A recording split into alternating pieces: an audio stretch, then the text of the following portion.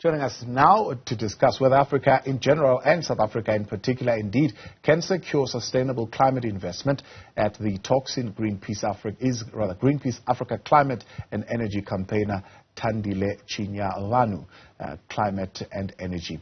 Thandile, good to have you with us, and thank you very much. Thandile, I beg your pardon. Thank you very much for your time. Talk to us about how climate change is reshaping the investment context, particularly where you are sitting at Greenpeace. Good evening, and thank you so much for having me. I think what's become the mainstream now is understanding that climate change affects every aspect of our lives, and as it's been playing out over the past couple of years, the extreme weather events that have increased in frequency and intensity, it's becoming an undeniable phenomenon, and that is translating into every aspect of our lives, including investment. And there's a recognition from multiple parties that this is an issue that needs to be at the fore of every issue, be it supply chain management, be it finance, economics. There's a recognition that this is a pervasive issue, and we just need our leaders to meet us with that action. Yeah, we talk a lot about the opportunities for investment in greener energies, but what are the material risks that are attached to it, and are investors open to this? Well, of course, green energy, specifically renewable energy, has become more attractive over the past couple of years, especially with it becoming more affordable. And there are a number of job opportunities that are emerging in this space. And investors are recognizing that, and that's why we're seeing that it's one of the fastest growing energy spaces in the world. And it's about time that South Africa recognize that growth and capitalize as much as we can on the growth of this industry, because it could help us in a myriad of ways, mitigating our energy emissions as well as stabilizing our embattled state utility at this time. So given the magnitude, of the challenge that the world is facing, very evident in some of the presentations that we have seen over the last 2 days at COP27, some are arguing to say it might be quite urgent to the developed world. But, for example, the African continent emits really 4% of dangerous gases into the atmosphere. We are not really the biggest emitters. Is it as urgent for Africa as it is for the developed world? I would argue that it's more urgent, especially considering how our energy system is and how it could actually offer us some reprieve. Renewable energy offers us the opportunity to bring energy onto our system in a quick, affordable manner. So we could find that some of these projects could be online within the next 18 to 36 months, relative to whether we were using coal-fired power stations, which would take 5 to 10, even longer, given South Africa's history of maladministration and going over budget.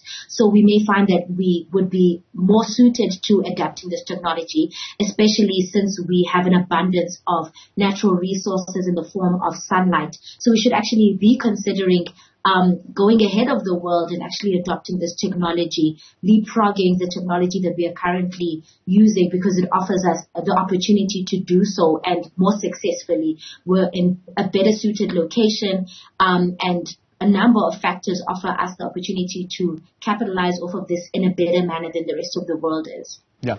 Do we have, in your view, a sustainable investment strategy in South Africa currently that is targeting this question of climate change a little bit more holistically? In other words, as the president is there and some of the players in Africa are there, will they be able to present to potential investors something of substance that is convincing in terms of a plan that we have?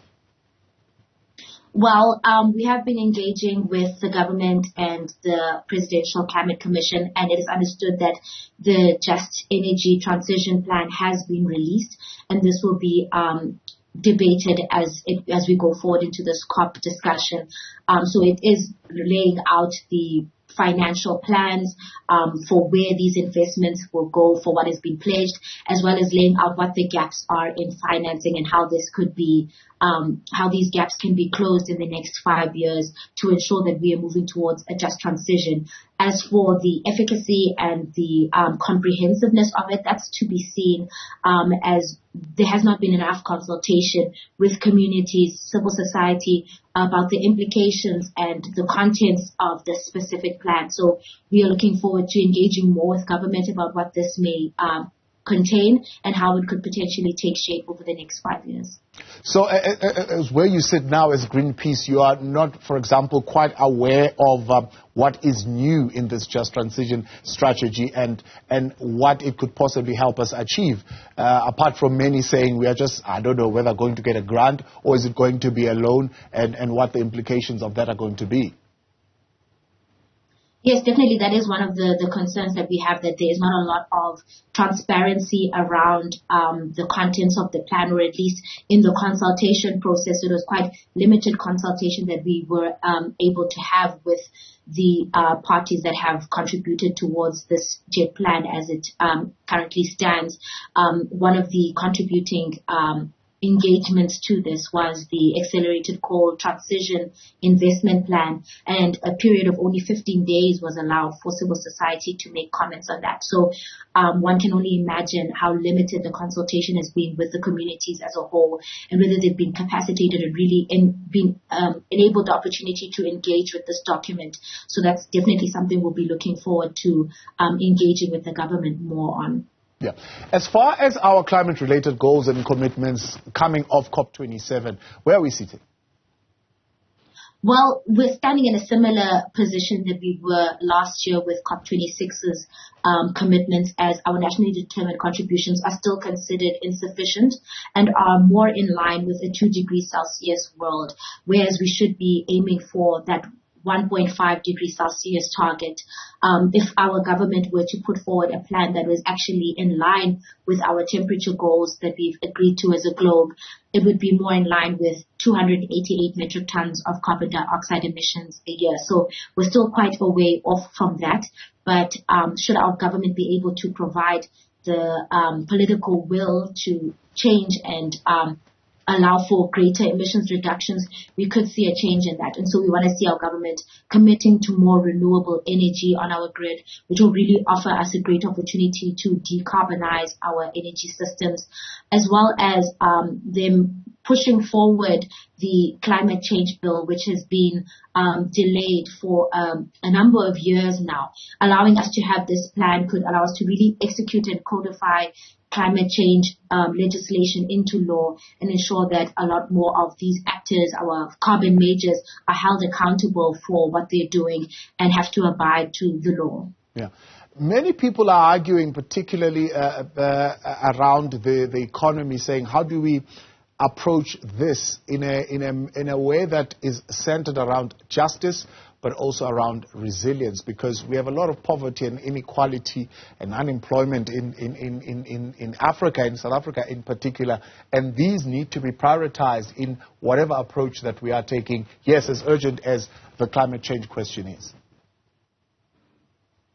Definitely, I think that is an issue that is of great importance to Greenpeace Africa, and we are hopeful that the government will be more open to exploring different avenues of achieving justice. I think a just transition offers us the opportunity not only to still develop, but also reconsider how we have approached development and the concept of justice, and build back in a way that is more inclusive to people. We've been for so long living with this idea that this extractivist model that we are working towards is one that is able to work, where we're having fossil fuel companies coming into communities and telling them that they'll create jobs, whereas they create more problems for them in the form of health issues and deeper inequality. And this is a model that hasn't worked for us in the past. And now we need to start to innovate and consider new ways in which we could allow for these communities to develop in a way that is sustainable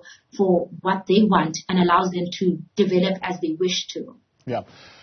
Do we rely on organizations like Greenpeace to track our progress towards our goals and whether or not we are aligning to those agreements, for example, like the Paris Agreement? Or does the government itself has its own monitoring instruments?